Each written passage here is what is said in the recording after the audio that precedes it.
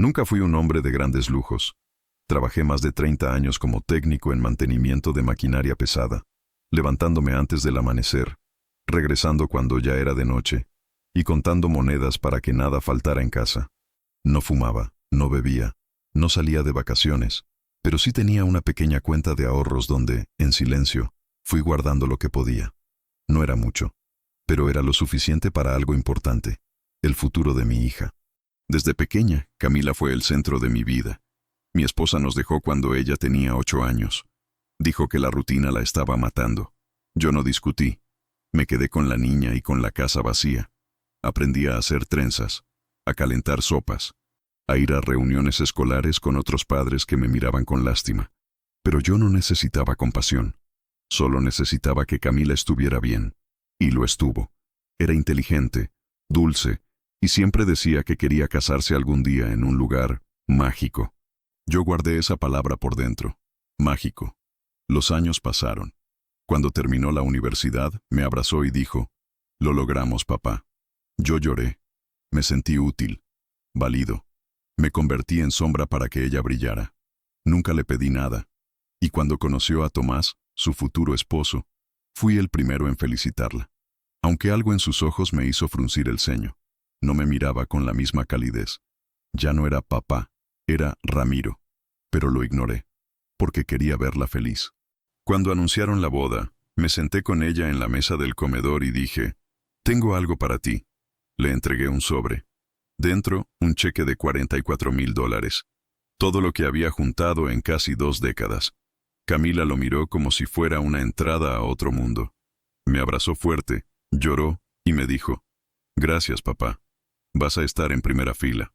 No pedí reembolso, no pedí opinión. Solo quise dar. Me dijeron que sería una boda en Italia, que querían algo íntimo, elegante, un sueño. Yo asentí. Me dijeron que el vuelo ya estaba comprado, que todo estaba planeado. Me mandaron un correo con los detalles. «Te toca volar a Nápoles», decía. «Ahí comienza la aventura». El vuelo salía un miércoles por la tarde. Yo preparé mi maleta con mis mejores camisas, compré un sombrero nuevo y me afeité como no lo hacía desde el bautizo de Camila. Me sentía nervioso, pero emocionado. En el avión, un niño sentado al lado me preguntó si iba de luna de miel. Le dije que no, que iba a ver a mi hija casarse. Me sonrió. Yo también. Pensaba en cómo la vería entrar, vestida de blanco, quizás con un velo, quizás con flores en el cabello.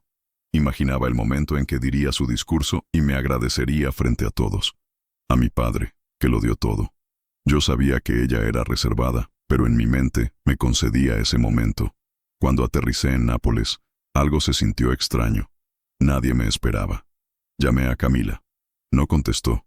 Mandé un mensaje. Me respondió con un emoji de guiño y la palabra «sorpresa». Pensé que era parte del plan. Quizás una actividad previa a la boda. Una búsqueda del tesoro. Una tradición que no conocía. Tomé un taxi al hotel indicado. Me dijeron que no había reserva a mi nombre. Llamé otra vez. Sin respuesta. Pasaron horas. Me senté en una banca frente al puerto, viendo turistas sacarse fotos. La tarde cayó. El celular vibró. Un mensaje. En realidad solo no quería invitarte.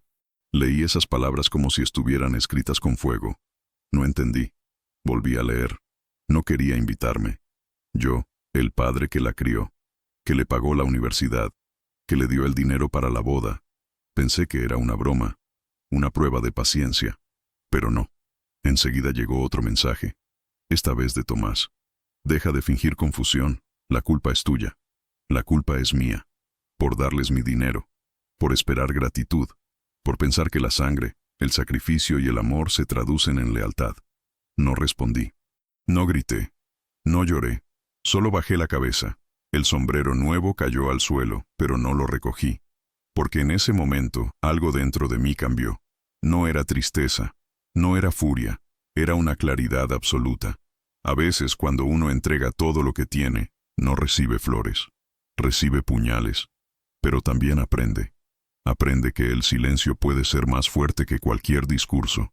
Y que no hay mejor forma de honrar lo que uno dio, que devolviendo lo que se merecen. Esa noche, no dormí. Caminé por las calles de Nápoles con las manos en los bolsillos y los dientes apretados, pero por dentro comencé a construir, no una venganza, una respuesta, un acto final, y ya sabía por dónde empezar. A la mañana siguiente desperté con la garganta seca y la mente partida en dos.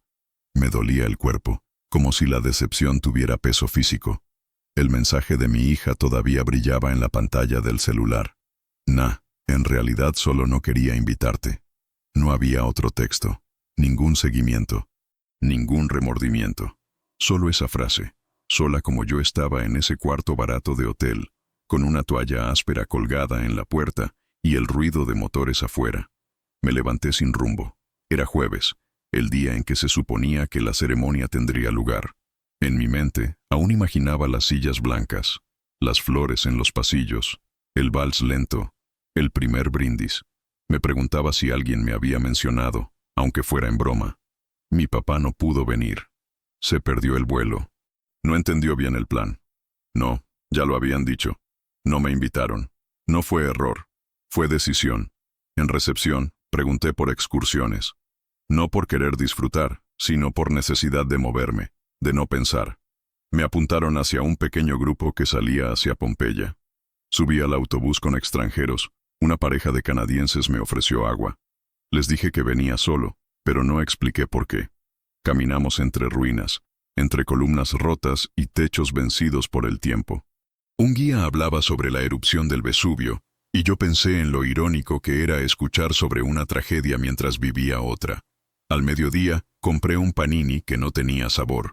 La salsa me quedó en la comisura de los labios, pero no me molesté en limpiarla. Era un día sin sentido. En un punto, un turista me pidió que le tomara una foto con su esposa. Sonreí para la cámara como si fuera yo el que celebraba algo, pero cuando devolví el teléfono, sentí el temblor en mis dedos. No por la edad, sino por todo lo que intentaba contener. Volví al hotel y pedí una noche más. La recepcionista, una mujer con acento romano, me preguntó si me gustaba Nápoles. Asentí, sin ganas de explicarle que yo había venido para ver casarse a mi hija, y que ahora era solo un fantasma con camisa de lino y un sombrero olvidado en el respaldo de la silla. Esa tarde, abrí mi correo. Había fotos. Las vi aunque no debía. Camila sonreía, radiante, en un jardín de Florencia. Vestido de encaje, ramo en mano, al lado de Tomás. Detrás, una hilera de invitados bien vestidos. Reconocí a tíos, a primos lejanos, incluso a su ex profesora de piano. Yo no estaba. Yo, el que pagó esa sonrisa, ese vestido, esa locación. Yo era el ausente en una celebración que ayudé a construir. Una notificación nueva interrumpió mi dolor. Un recordatorio de mi banco, informándome que la transferencia de $44,000 se había procesado correctamente la semana anterior. No había marcha atrás. Apagué el celular. Me senté en la orilla de la cama. Pensé en todo lo que había hecho por Camila. En los zapatos escolares, en los recitales donde aplaudí solo, en las noches que pasé despierto cuando tuvo fiebre. Pensé en las veces que me dijo, «Papá, algún día te voy a llevar a Europa». Y ahí estaba yo, en Europa, pero solo, olvidado, dejado atrás como una nota vieja en un cajón.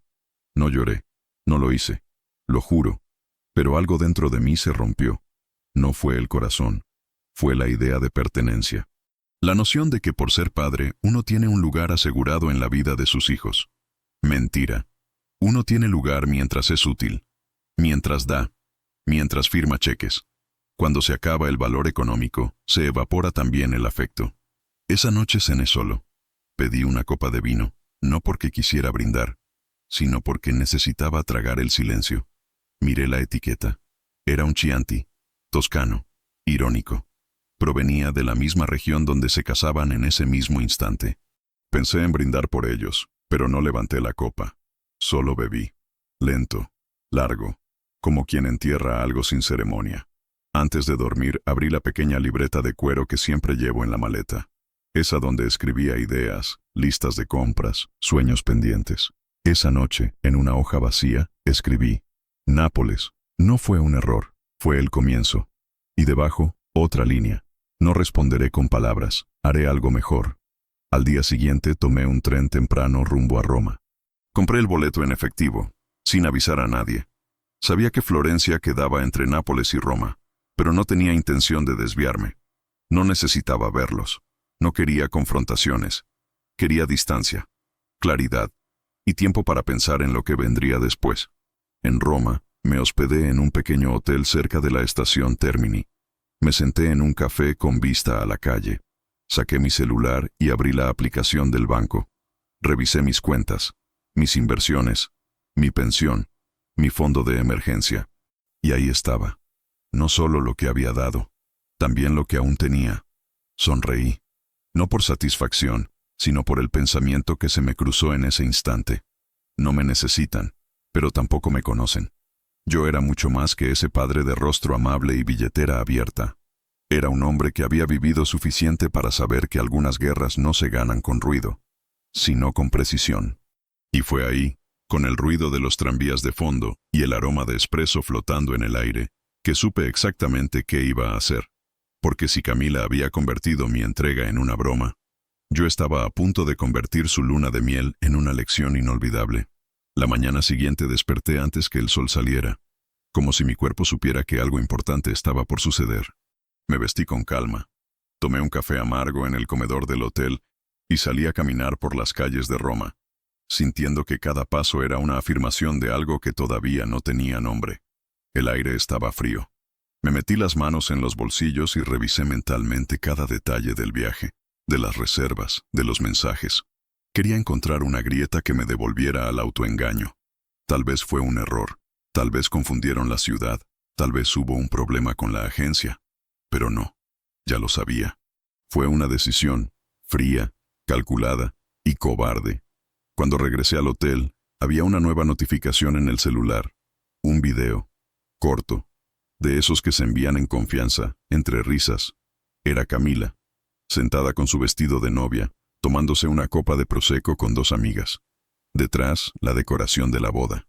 Música de fondo. Una de ellas decía, ¿y tu papá no viene?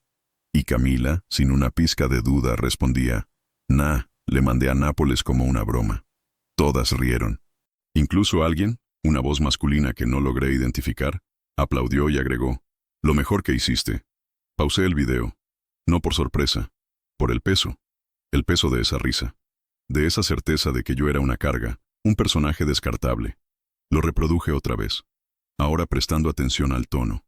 No había vergüenza, ni incomodidad, ni siquiera nostalgia, solo diversión. Yo era el chiste, el entretenimiento de su día más feliz. Y ahí fue cuando lo entendí. No solo me dejaron fuera, me usaron. Me convirtieron en un tipo de broma privada que todos en esa boda compartirían, repitiendo durante años. ¿Te acuerdas cuando lo mandamos a Nápoles? Y eso fue lo que dolió más. No la exclusión, no la distancia, sino la crueldad envuelta en risa. El descaro de quien sabe que no habrá consecuencias. Pero se equivocaban. No les respondí. Cerré el video. Lo guardé en una carpeta oculta del celular. Lo nombré con la fecha. No por venganza, sino por registro. Porque a veces, la memoria duele menos cuando se organiza. Al mediodía, mientras almorzaba una pasta carbonara en un restaurante pequeño, recibí otro mensaje, esta vez de Tomás. Corto, seco, directo. Deja de fingir confusión. La culpa es tuya. Lo leí una vez, luego otra. No entendía qué era exactamente lo que estaba fingiendo.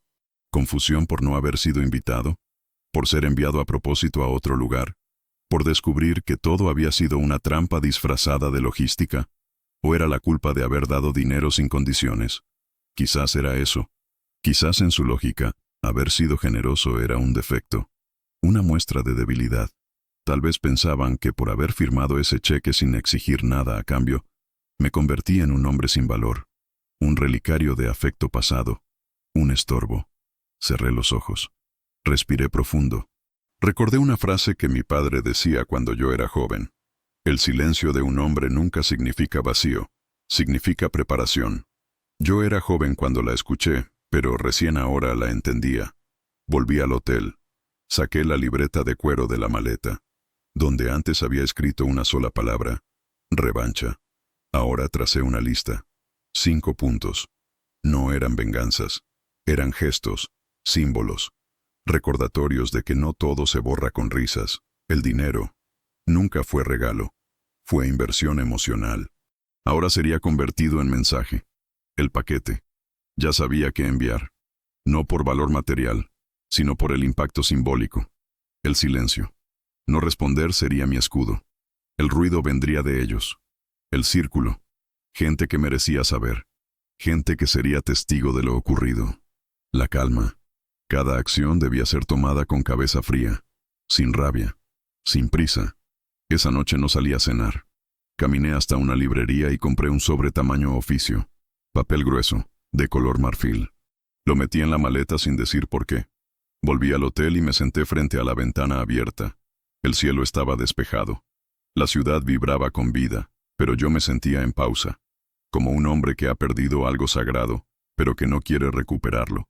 Solo asegurarse de que quien lo destruyó no quede impune. Al amanecer siguiente, tomé un tren a Florencia.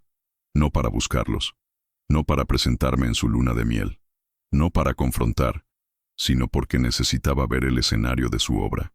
Necesitaba caminar por donde habían reído, para luego alejarme sin decir nada. Al llegar, caminé por las calles adoquinadas. Pasé frente a la iglesia donde se habían casado. Vi los restos de las flores marchitas en los escalones, los pétalos secos en la acera. Nadie me miró, nadie me reconoció, pero eso también era parte del plan, porque la próxima vez que alguien hablara de esa boda, ya no sería solo sobre vestidos y brindis. Habría otra historia corriendo por debajo. Una que ellos mismos provocarían. Esa noche, en mi habitación de hotel, abrí el portátil. Escribí un correo, no a ellos, a un viejo contacto mío, un abogado retirado que ahora trabajaba en temas patrimoniales.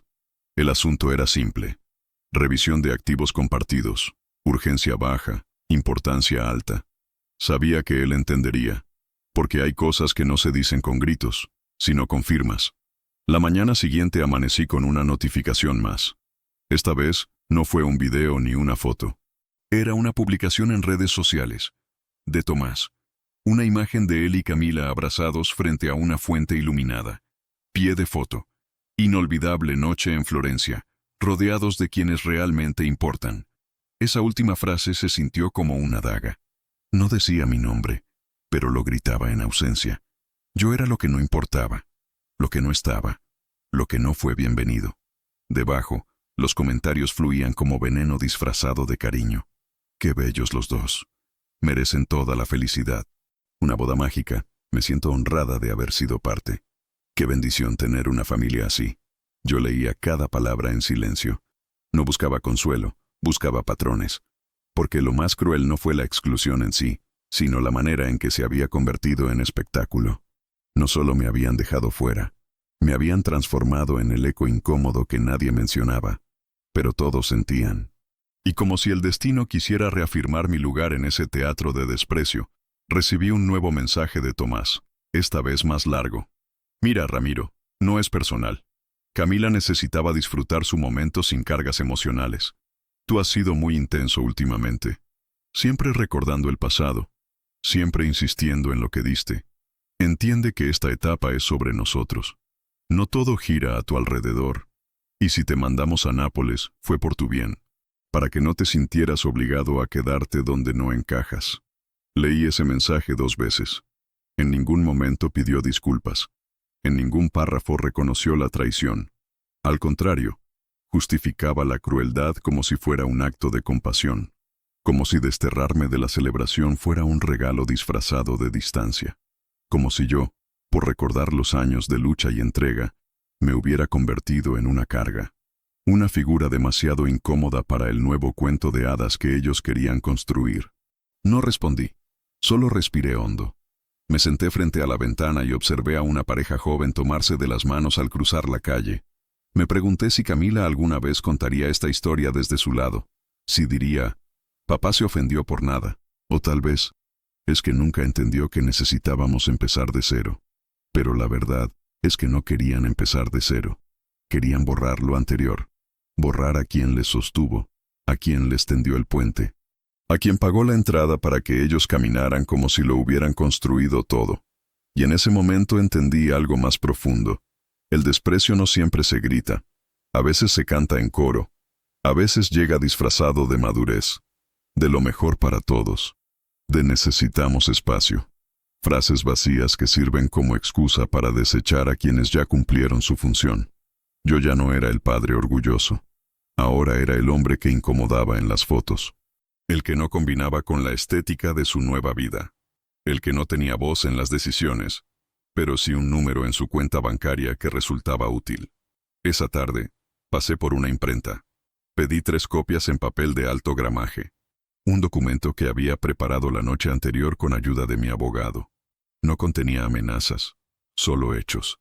Detalles de la transferencia de fondos, condiciones tácitas y un anexo. La anulación voluntaria de cualquier promesa futura de ayuda financiera adicional. Era una declaración silenciosa. Un cierre. Un marco a algo que ellos pensaban que podían seguir tomando sin límite. Al salir, caminé por el río Arno. Vi el sol caer sobre el Ponte Vecchio. Saqué una hoja de mi libreta. Escribí una sola frase. Ellos eligieron borrarme. Yo elegí dejar un vacío que sí se nota. Esa noche, tomé un vino tranquilo en una trattoria pequeña. No brindé. Solo observé. Pensaba en la calma que precede a ciertas tormentas. Porque cuando uno deja de gritar, empieza a escuchar el silencio de los otros. Ese que se llena con culpa, con preguntas, con necesidad. Y ellos, tarde o temprano, lo iban a oír. Al volver al hotel, un sobre me esperaba en recepción. Sin remitente. Solo decía, Ramiro. Lo abrí con manos frías. Dentro, una tarjeta con la letra de Camila. 5 palabras escritas con tinta azul. Perdón si te hice daño. No decía, lo siento. No decía, me equivoqué. Era una frase de compromiso, de distancia, de cálculo. Y lo más revelador, no venía sola. También había una nota de Tomás, escrita en letra más firme. Recibimos una notificación bancaria. ¿Podemos hablar antes de que tomes decisiones definitivas? Eso era todo. No preguntaban cómo me sentía. No decían, te necesitamos. Lo único que revelaban era miedo. Miedo al efecto dominó. A lo que podría venir si yo no ponía freno a mi silencio. Porque el desprecio, cuando se encuentra con frialdad estratégica, pierde fuerza. Se vuelve frágil. Y eso era lo que yo había logrado. No era venganza. Era una restauración. De mí. De mi lugar. Y sobre todo, de mi poder. Ese que ellos creían haber enterrado con una invitación que nunca llegó. Pero ahora, yo era quien tenía la pluma. Y el próximo movimiento ya estaba en marcha. Esa noche, después de leer ambas notas, la de Camila y la de Tomás, no respondí. No encendí el teléfono. No subí nada a redes. No hice llamadas. Lo único que hice fue abrir el viejo cuaderno rojo que siempre viaja conmigo, guardado entre camisas en la maleta. Nadie más sabía de su existencia. Era un cuaderno pequeño, de tapas de cuero desgastado y hojas algo amarillentas por el tiempo. Lo empecé a usar cuando Camila tenía apenas 3 años. En sus primeras páginas había dibujos torpes, garabatos que ella hacía cuando se sentaba en mis rodillas mientras yo leía el periódico. Más adelante, la letra se hacía más firme, más adulta. Listas de útiles escolares, medicamentos, recetas caseras, números de emergencia. Y luego, con los años, cifras, gastos, préstamos, notas de trabajo, cada centavo que ahorré para ella, cada decisión, cada plan de futuro. Lo abrí en la página marcada con una cinta negra. La última que había escrito en Roma. Ellos eligieron borrarme. Yo elegí dejar un vacío que sí se nota. A partir de ahí, comencé una nueva sección. La titulé simplemente, Restauración. En la primera línea, anoté el número exacto de la transferencia para la boda. $44,135.60. Lo recordaba bien, porque era cada centavo que había podido juntar sin comprometer mi pensión. Lo había hecho con orgullo, pensando que era mi última gran entrega como padre. Un legado silencioso. Luego, en columnas separadas, empecé a listar lo que aún poseía, mis propiedades, inversiones menores, cuentas de ahorro y una que otra posesión que ellos nunca supieron que existía. No por secreto, sino porque nunca preguntaron. No les interesó. Lo siguiente fue más delicado. Empecé a escribir una lista de nombres. Personas clave. No enemigos. No aliados. Solo testigos. Individuos en los márgenes de la historia que, en caso de ser necesario, podrían contar la verdad. Un ex colega que había sido testigo del proceso de venta de mi auto para completar el dinero de la boda. Una vecina que me ayudó a elegir el traje para el viaje. Un cajero del banco que me felicitó cuando firmé la transferencia y dije que era para mi hija. Todos pequeños detalles. Pero en este tipo de historias, los detalles son los que sostienen la verdad cuando el ruido se instala. Después vino el apartado más importante. El mensaje. No el que iba a escribirles, sino el que iba a enviarles sin palabras. Porque después de recibir esas notas, ese perdón si te hice daño, y ese podemos hablar, entendí que no había arrepentimiento, solo pánico. Pánico de que el hombre que ellos pensaban débil tuviera todavía algo entre manos. Y lo tenía. En la hoja siguiente, dibujé una caja. Un rectángulo alargado. 1,20 metros de largo. 30 centímetros de alto. Dentro, anoté el contenido. Una copia del cuaderno. No entera, claro. Solo las páginas que ellos debían leer. Los gastos, las anotaciones, las fechas. Una carta, manuscrita, sin firma, que comenzaba con una sola frase. No es venganza, es registro. Y al fondo de la caja, un objeto. No de valor económico, sino simbólico. Algo que debía pesar más que cualquier insulto. El primer dibujo que Camila me hizo de niña. Un sol amarillo con 2 palitos de la mano. El mismo que guardé desde entonces. Iba a devolvérselo.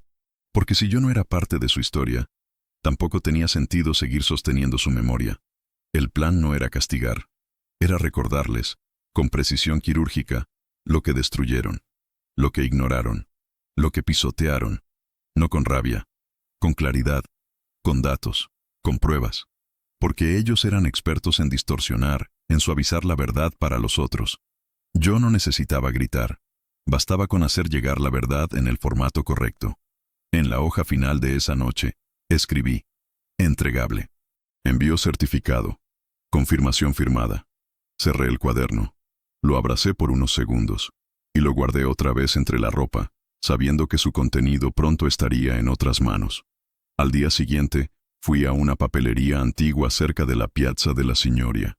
Compré una caja de cartón rígido, color neutro. Ni elegante ni vulgar. Formal.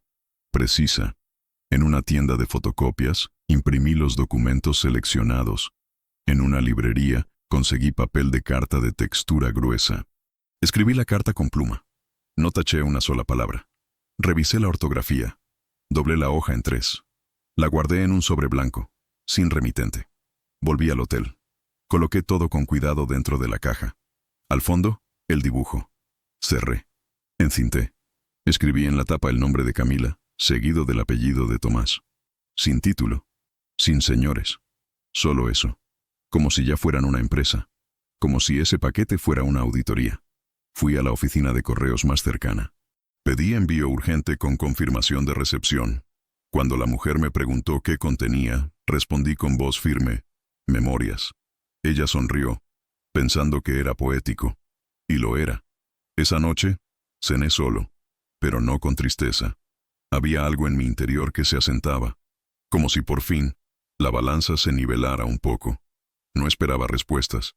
No quería disculpas. Solo quería que el eco de mis pasos en Nápoles tuviera, al fin, su contraparte del otro lado. Que ellos sintieran, aunque fuera por un instante, lo que se siente recibir algo inesperado. Algo que no se puede ignorar. No sabía exactamente cuándo llegaría el paquete. Sabía que el envío era urgente, con entrega garantizada en 48 horas y acuse de recibo obligatorio. Lo que no podía prever era el momento exacto en que lo abrirían, y mucho menos cómo reaccionarían al contenido. Pero esa era precisamente la esencia del plan. No depender de sus reacciones. No esperarlas. No necesitarlas. Solo dejar caer la piedra en el estanque y observar, desde la distancia, cómo se forman las ondas. Después de enviar la caja, dejé Florencia sin despedidas. Tomé un tren hacia el sur, rumbo a la costa, y me instalé en un pequeño pueblo pesquero, donde nadie conocía mi nombre. Un lugar sin glamour, sin turistas, con calles estrechas y silencios largos. Ahí me registré en un hostal sencillo, frente al mar, y me prometí que, Por primera vez en mucho tiempo, no iba a responderle a nadie. No por orgullo, por paz. Las primeras 24 horas transcurrieron sin señales. Revisé mi correo electrónico solo una vez, más por costumbre que por expectativa. Nada nuevo, ninguna llamada, ningún mensaje. Al segundo día, al mediodía exacto, sonó el teléfono del hostal. Bajé a la recepción. La señora que atendía, una mujer mayor con cabello blanco recogido y ojos serenos, me dijo que alguien había dejado un sobre para mí. Me lo entregó sin palabras. Dentro, el comprobante, entregado y firmado por C. Gutiérrez. Camila. No sonreí. No sentí alivio. Solo confirmé que la pieza había sido colocada sobre el tablero. Lo que viniera después ya no me pertenecía. Volví a mi habitación. Me senté en la silla de madera junto a la ventana y abrí la libreta roja. En la página donde había escrito entregable, confirmación firmada, añadí una nueva línea. Silencio sostenido. Primera espera. Sabía que no vendrían respuestas inmediatas. No, al menos si habían entendido el peso real del contenido. Porque esa caja no era solo una recopilación de documentos. Era un espejo. Un espejo donde ellos por primera vez iban a ver lo que se negaban a admitir. Que todo había sido registrado, anotado, guardado. Que sus acciones no flotaban en el aire sin consecuencias. Esa noche, mientras cenaba una sopa espesa de pescado frente al puerto, el celular vibró. Lo miré sin tocarlo. Camila G. Lo dejé sonar. Una vez, 2, 3. Luego, un mensaje. Solo lo abrí al terminar de comer. Papá, ¿podemos hablar? Por favor. Esa última palabra me resultó familiar y distante a la vez. La había usado muchas veces de niña. Para pedir un helado. Para que no la retara. Para que la dejara dormir en mi cama durante una tormenta. Pero ahora sonaba distinta. Vacía. O tal vez, llena de algo que ya no me alcanzaba. No respondí. En lugar de eso, salí a caminar por la costa. El aire tenía sal. Las olas golpeaban con ritmo de metrónomo. Me senté en un banco de piedra y pensé en todo lo que había hecho hasta ahora. Cada paso. Cada decisión. Ninguna impulsiva. Ninguna motivada por rabia. No quería castigarla. No quería verla sufrir. Lo único que quería, lo único que siempre quise, era que entendiera, que reconociera, que alguna vez dijera, aunque fuera en voz baja, me equivoqué contigo. Al día siguiente, otro mensaje. Esta vez, de Tomás. Más directo, más nervioso. Recibimos tu caja. Camila está alterada. ¿Qué significa esto? ¿Es una amenaza legal? ¿Por qué nos haces esto? Me quedé mirando la pantalla, como si las palabras fueran insectos que intentaban colarse por la ventana. ¿Por qué yo les hacía esto? Qué pregunta curiosa. Como si fueran ellos los que habían sido víctimas de una estrategia fría, como si no hubieran planeado cada detalle de mi exclusión, como si no hubieran reído mientras yo me perdía en Nápoles. Ahora que se veían reflejados en el cristal que yo les había devuelto, les costaba reconocerse. No contesté. En vez de eso, subí a la azotea del hostal y observé el atardecer. El cielo se tiñó de naranja, como si el mundo quisiera recordarme que las cosas bellas también existen, incluso cuando uno está solo. Esa noche, Camila llamó otra vez. No atendí. No porque no quisiera escucharla, sino porque todavía no estaba lista para hablar. Porque en su voz aún notaba el temblor de quien quiere disculparse sin aceptar culpa. Me dejé caer en la cama, con la ventana abierta, y dormí por primera vez en semanas sin apretar los dientes. El tercer día llegó el mensaje más inesperado. Una foto. De la caja. Abierta. Los documentos desplegados sobre una mesa. Y en medio, el dibujo. El sol amarillo con los 2 palitos de manos. El mensaje de Camila fue corto. ¿Por qué me devolviste esto? Me quedé un largo rato mirando la pantalla. Ese dibujo había estado conmigo casi toda mi vida adulta. Enmudecí. No porque me doliera, sino porque entendí que ese pedazo de papel decía más que cualquier sermón. Le devolví su recuerdo, su infancia. Le estaba diciendo, este es tuyo, no finjas que no sabes lo que costó. Más tarde vino el mensaje más largo. Una carta escrita por Camila, fragmentada en una serie de mensajes.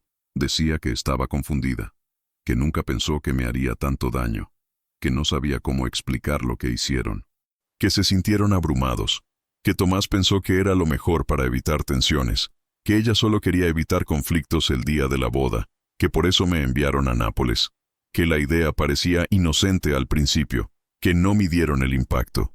No contesté. Apagué el teléfono, cerré la libreta y anoté en una hoja nueva, primera grieta, porque cuando alguien empieza a justificarse sin que uno lo exija, es porque ya no se siente tan en lo correcto como antes. Me recosté y dejé que el silencio volviera. El plan seguía su curso, sin violencia, sin amenazas, solo con el eco de sus propias decisiones regresando, una por una, a tocar su puerta. Y eso era solo el principio. La caja había sido entregada hacía ya 3 días, y sin embargo el eco de su presencia seguía resonando en sus vidas como un trueno que no termina de apagarse. Lo supe por los mensajes que no paraban de llegar, primero con tono incrédulo, luego con ansiedad disfrazada de preocupación, y finalmente con una súplica cada vez más desnuda de artificios. Papá, por favor, podemos hablar. No sabía que esto te afectaría así. Te juro que no fue para hacerte daño. Yo no respondía. No por crueldad, sino porque por primera vez en años había comprendido o, mejor dicho, aceptado, que el silencio era también una forma de lenguaje. Uno que no necesitaba explicaciones, ni adornos, ni justificaciones. Uno que hablaba por mí cuando ya me habían quitado la voz tantas veces. Y en esa nueva lengua, la caja de 1 a 20 metros era un párrafo completo. No todos entendieron su peso. Tomás, por ejemplo, aún creía que todo podía resolverse con una conversación racional, como si estuviéramos debatiendo precios de una factura o una diferencia de fechas. Lo notaba en sus mensajes. Tenemos que ser adultos. No queremos que esto escale. ¿Podrías al menos decirnos qué quieres? Y ahí estaba el punto exacto de su ceguera. No entendía que yo ya no quería nada, que ya no había nada que reclamar, porque lo que me correspondía había sido desechado por ellos sin remordimiento. Ahora solo les devolvía lo que quedaba. Las ruinas. Esa mañana, en el hostal donde me quedaba, la dueña me ofreció un café sin que yo lo pidiera. Lo acepté con gratitud. Me preguntó si todo estaba bien. Le dije que sí. Mentí con naturalidad. Porque a veces uno necesita mentir para proteger la pequeña parcela de dignidad que aún le queda. Y porque sabía que estaba mejor que hace una semana, mejor que en Nápoles, mejor que cuando abrí el correo y leí, en realidad solo no quería invitarte. Al mediodía, mi celular vibró con insistencia. Era una llamada internacional. No la atendí. Luego, un mensaje de voz. Camila. Su tono era diferente esta vez. No altivo, no defensivo, sino partido. Lloraba. Dijo que se sentía perdida, que había leído todo lo que estaba en la caja, que no recordaba ese dibujo, pero que ahora que lo tenía frente a ella, sentía que algo en su pecho se rompía, que había olvidado quién era, y que no sabía si aún podía recuperar ese vínculo. Luego, un silencio largo, y al final, una frase. ¿Puedo por favor devolverte el dinero? Me senté en el borde de la cama con el teléfono aún en la mano, sin escuchar el mensaje por segunda vez.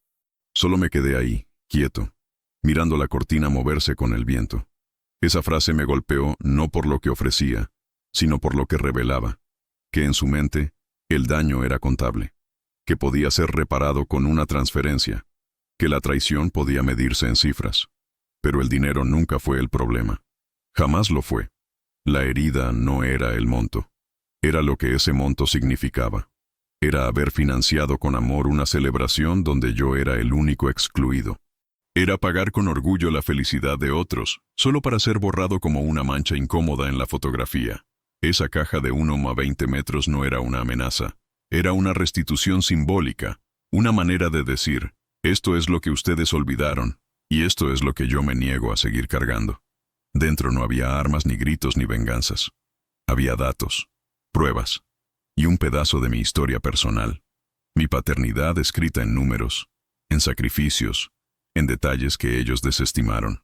Y ahora, al ver todo expuesto así, se sentían descubiertos.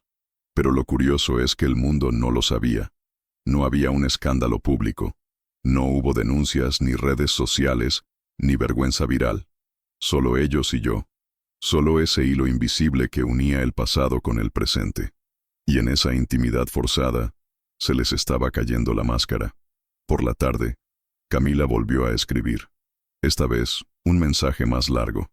Me dijo que Tomás estaba enojado, que creía que yo había planeado todo para humillarlos, que ahora temía que yo les quitara algo más, que se sentía observado. Ella, en cambio, decía sentirse avergonzada. Decía que cada hoja que leyó la golpeó en la cara como una bofetada, que no sabía cuánto de ese padre que yo fui seguía vivo, que si aún quedaba algo de cariño en mí, aceptara su propuesta, devolver el dinero, borrar la deuda, intentar recomenzar. Pero yo no necesitaba recomenzar, porque para mí todo ya había terminado. Esa noche, caminé hasta el muelle del pueblo. Me senté en el borde con los pies colgando sobre el agua y saqué la libreta roja. Escribí solo una frase. Me ofrecieron devolver el dinero. No saben que lo que más duele nunca fue comprado. Cerré la libreta. Respiré profundo. El mar olía a sal y a despedida. A lo lejos, una gaviota gritó. La escuché con la misma claridad con la que escuché mi propio pensamiento decir, esto no es perdón, esto es miedo. Y no iba a responder al miedo con compasión, porque quien destruye algo sin mirar atrás, no merece que uno le allane el camino de regreso. Sabía que, tarde en la mañana, abrirían la caja. Lo que no imaginaba era que no faltaran emociones, ni memoria, ni precisión. Lo que contenía no era solo un mensaje silencioso, sino un examen minucioso de todo lo que podría olvidarse cuando la gratitud se diluye. Las cifras, los gestos, los silencios sin respuesta. Y, sobre todo, las huellas que deja la generosidad cuando se la pisotea. Cuando Camila me preguntó si podía devolverme el dinero, entendí que lo único que podía leer eran las cifras, y tal vez la carta, pero en definitiva, porque si hubiera estado demasiado ocupado, no habría hecho esta propuesta. No tan rápido, no tan simplista, porque el corazón del paquete no eran los recibos ni la carta manuscrita. Era el boceto, ese sol retorcido con 2 líneas por piernas y un par de torpes círculos por ojos. Esta es una historia extraída de un cuaderno infantil que, con letras inquietantes, dice, para papá, porque me cuida cuando estoy fea. Ese papel, guardado durante décadas, más que cualquier transferencia, fue lo más difícil. Porque no se puede devolver lo que nunca se devolvió. No se puede deshacer el abandono emocional con un clic en la app del banco. Y no se puede encubrir una traición con buenas intenciones tardías. El contenido de la caja no era aleatorio. Cada hoja impresa estaba numerada. Cada entrada del cuaderno estaba cerrada. La copia del cheque con el que vendí mi coche. El recibo de la transferencia de los 44,000. Una captura de pantalla de la confirmación que envió Camila. Ya llegó, papá. Gracias. Te queremos. Todo estaba allí, encuadernado con precisión, de modo que cada línea cortaba como un bisturí silencioso. Sabía que Tomás lo leería todo con ojo de abogado, buscando lagunas, contradicciones, algo en lo que apoyarse y convertir el gesto en chantaje. Pero no había nada de eso.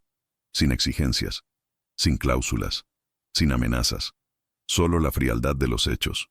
Y eso era lo que más los asustaba. Y entonces llegó la reacción. 2 días después, recibí un correo electrónico de Tomás. Formal, casi robótico. El asunto decía, solicitud de conciliación. En el cuerpo del mensaje, decía que había entendido el mensaje implícito del recuadro, que reconocía que tal vez habían cometido un error de juicio, y que estarían dispuestos a revisar los términos de nuestra futura relación patrimonial para preservar la armonía familiar. Un párrafo después, sugería una conversación mediada por un abogado normal, fría, estratégica, como si yo fuera un inversor, no el padre de su esposa. Cerré el correo sin responder. Lo que Tomás seguía sin entender era que el verdadero daño no era legal, sino emocional, y que ya no había ningún vínculo que salvar. No quería una audiencia de conciliación. No quería un café donde me dijeran lo presionados que estaban. Quería distancia, paz. Y por primera vez en su vida adulta, afrontarían las consecuencias de sus decisiones sin que yo apareciera como un último recurso. Esa noche, fui a cenar sola a un restaurante junto al mar. Pedí pescado a la plancha, vino blanco y una hogaza de pan rústico que llegó calentito. El camarero me preguntó si quería postre. Dije que sí. Sonreí, dándome cuenta de que hacía semanas que no decía sí a nada por el simple placer de hacerlo. Mientras esperaba el postre, vibró mi teléfono. Era de Camila. Un nuevo correo electrónico, esta vez sin título. En el cuerpo del mensaje, 3 párrafos. El primero era una disculpa, el segundo, una explicación. El tercero, el verdadero motivo de la carta. Tenemos una deuda de más de 10.000 euros de la boda. No podemos pagarla. El dinero que nos sobró del regalo, lo usamos para cubrir parte del viaje. Y ahí estaba, desnuda, explicada. No querían devolverme nada. Querían que los salvara. Otra vez, como siempre. Terminé mi postre en silencio. Regresé a mi habitación. Abrí mi diario. Escribí. Quieren deshacer con lágrimas lo que hicieron con risas. Y justo debajo, la caja no era una puerta abierta. Era una señal de que ya me había ido. A la mañana siguiente, llamé al abogado que me había ayudado a preparar los documentos. Le dije que no era necesario emprender acciones legales, pero quería rescindir formalmente cualquier compromiso financiero futuro con Camila y Tomás. Lo entendió de inmediato. ¿Quieres que esto quede por escrito para no tener que volver a decirlo nunca más? Respondí. Exactamente. Y ese mismo día, empecé a escribir la última pieza que faltaba, mi propia carta. No para ellos, para mí misma. Un documento que explicaba todo lo que había hecho, no como defensa, sino como constancia. Porque si un día, en un banco del parque, en un hospital o en una residencia de ancianos, alguien me preguntara por qué había cortado con mi hija, no tendría que dar explicaciones.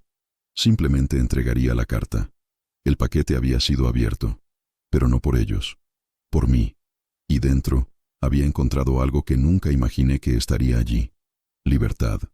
No supe qué hora era cuando el teléfono sonó. Afuera todavía estaba oscuro, y el cielo tenía ese tono gris profundo que no es noche ni mañana. Me incorporé lentamente, reconociendo el número en la pantalla antes de que vibrara por segunda vez. Camila. Por primera vez en semanas dudé. No por miedo, no por rabia. Dudé porque algo en mí, esa parte vieja y entrenada para ceder, aún quería escuchar su voz.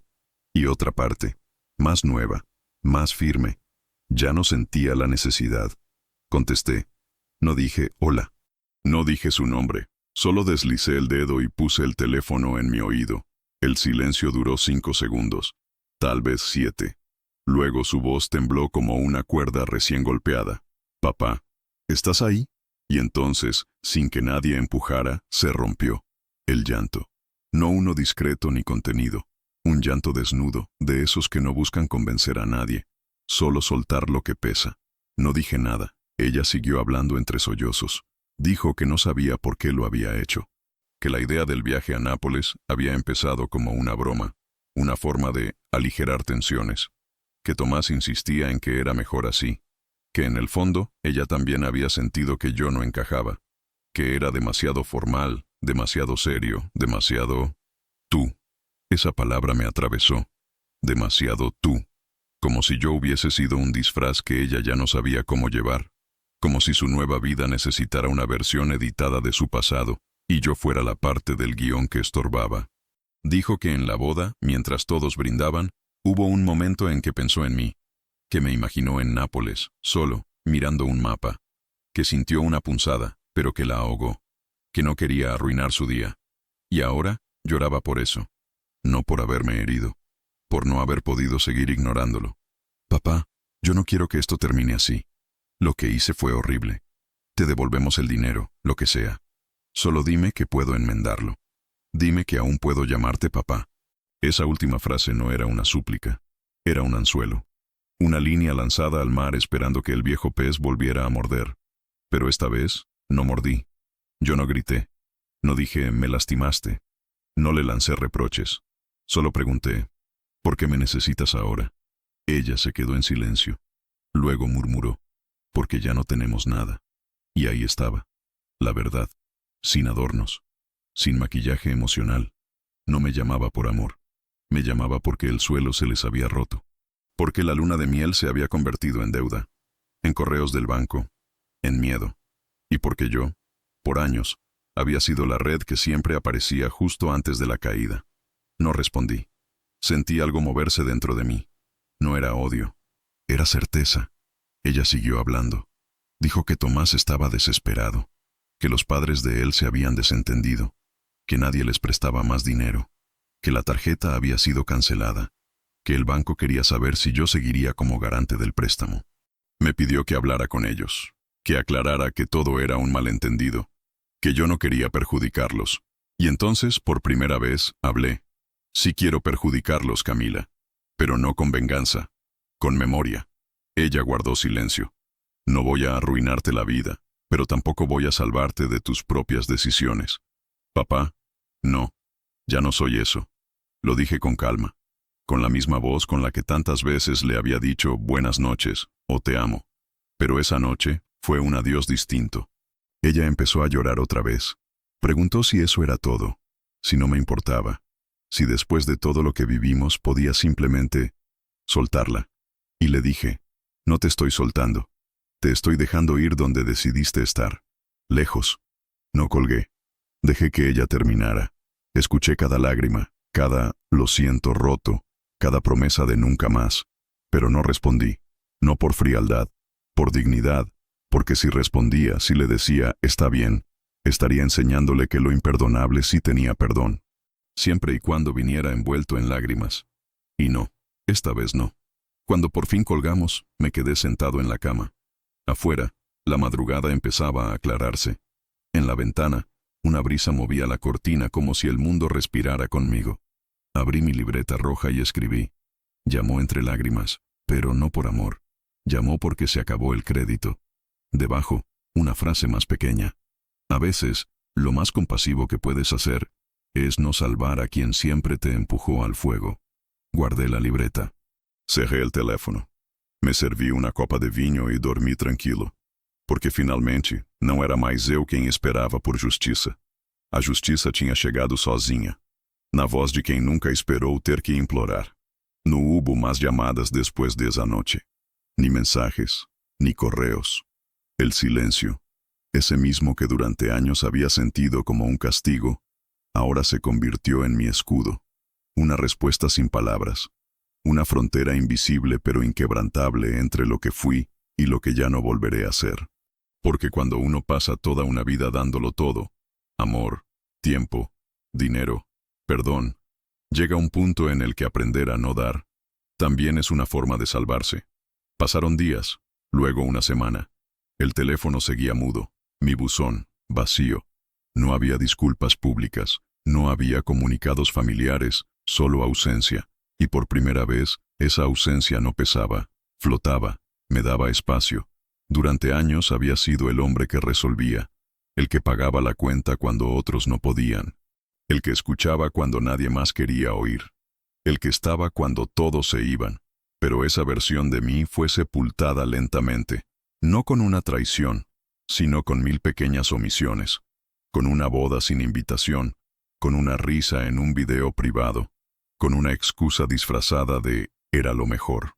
Y ahora, todo había quedado del otro lado. Yo ya no estaba al alcance. No porque me escondiera, sino porque aprendí a cerrar la puerta con la misma delicadeza con la que ellos la cerraron en mi cara. Me trasladé a una pequeña ciudad costera del norte. Alquilé un apartamento modesto, con ventanas grandes y un balcón donde por las tardes se colaba la luz del atardecer como si el mundo quisiera acariciar a los que decidieron vivir en voz baja. Compré 2 plantas, una silla reclinable, un termo nuevo, no necesitaba más.